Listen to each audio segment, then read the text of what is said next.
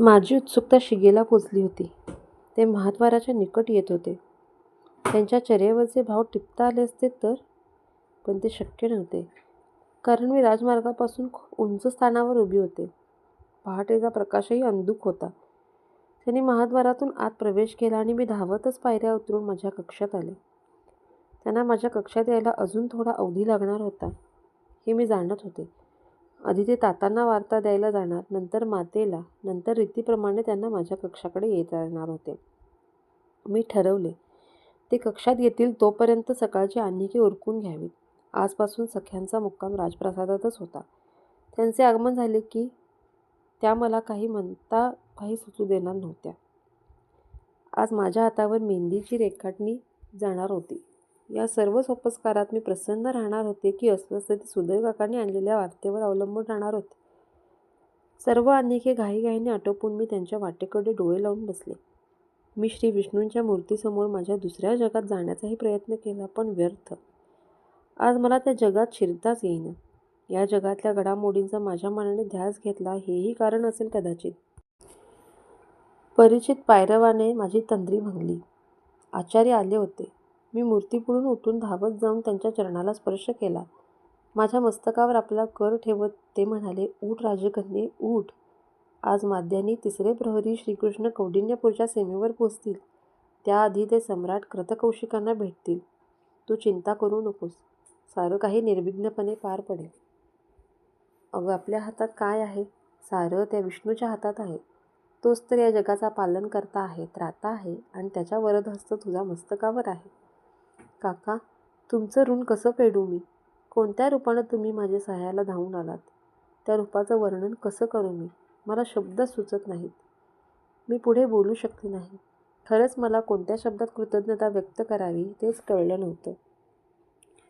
"उठ बाळे, उठ. अगं, तू माझ्याशी काका पुतणीचं नातं जोडलंस. केवढा मोठा मान दिलास. पुतणी म्हणजे दुसरी मुलगीच असते. आता प्रसन्न मनानं श्रीकृष्णांचं मनातल्या मनात स्वागत कर. धैर्याने उद्या अंबिकेच्या दर्शनाला जाऊन मन घट्ट करून श्रीकृष्णाच्या हातात आपला हात दे. थोरांचे आशीर्वाद तुझ्या पाठीशी आहेतच. मी आता माझ्या पौरोहित्याच्या कामाला लागतो. मी इथंच रेंगाळलो तर कारण कुणाला शंका येईल." सुदैव काका त्यांच्या कामाला निघून गेले. देवीच्या दर्शनाच्या वेळी तेही माझ्यासोबत राहावेत अशी इच्छा मी प्रकट करणार होते. त्यांच्या उपस्थितीमुळे मला धीर येणार होता. आता मी निश्चिंत होऊन माध्यान्ह प्रहराची वाट बघू लागले. त्याचबरोबर आत येणाऱ्या सख्यांची मला आता हातावर मेहंदी रेखाटन करून घेण्यात रस वाटणार होता. सारे वातावरण कसे सुगंधित झाल्यासारखे वाटत होते. शरीराचा रोम चैतन्याने उसळी मारत होता. नाचावेसे वाटत होते, गावेसे वाटत होते. अशी मनात इच्छा होते न होते तोच सख्याने माझ्या कक्षात प्रवेश केला. जणू त्यांनी माझ्या मनातले जाणले.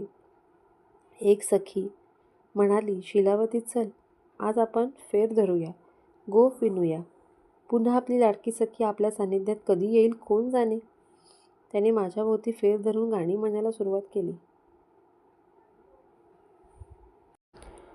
या त्यांच्या गाण्याने आमच्या सर्वांच्या डोळ्यात पाणी उभे राहिले. साऱ्या जणी मुसमुसू लागल्या. वातावरण गंभीर झाले. माध्यान्ह प्रहर संपत आला होता. तोच एक दासी आमच्या एका सखीच्या कानात काहीतरी हळूच सांगत आली. ऐकता ऐकता ती आनंदित झाली. त्याने एकमेकींना कानातच ही बातमी सांगितली. सर्वजणी जणू आनंद विभोर झाल्या. "काय गं, काय झालं यांना एकाएकी असा आनंदानं फुलायला? काही विशेष घडलंय का?" मी शीलावतीला विचारले. "अगं, त्या तर नुसत्याच फुल्या आहेत, पण तुला कळलं की तू तर आनंदानं नाचायलाच लागशील. सांग, ही वार्ता ऐकल्यावर काय देशील मला?" ती मिश्किलपणे म्हणाली. "अगं, लवकर सांग ना, माझे प्राण कंठाशी आले आहेत." मी अधीरपणे विचारले.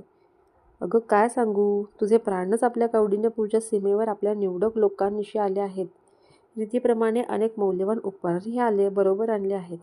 स्वतःचा तळ मात्र आपल्या नगरच्या सीमेवरच ठोकला आहे. सर्वच पौरजनांना त्यांना डोळा भरून बघण्याची इच्छा आहे. सर्व नरनारी, लहान मुलं तिकडे धावत आहेत. रुक्मिणी, आम्ही जाऊ त्यांचं दर्शन घ्यायला? तुला काय, उद्या स्वयंवर मंडपातही त्यांना बघता येईल. पण आम्हाला तिथं उद्या प्रवेश मिळतो की नाही कोण जाणे, कारण फार कडक सुरक्षा व्यवस्था आहे म्हणे तिथं. आम्ही जाऊ?" सर्वजणींनी एका सुरात विचारले.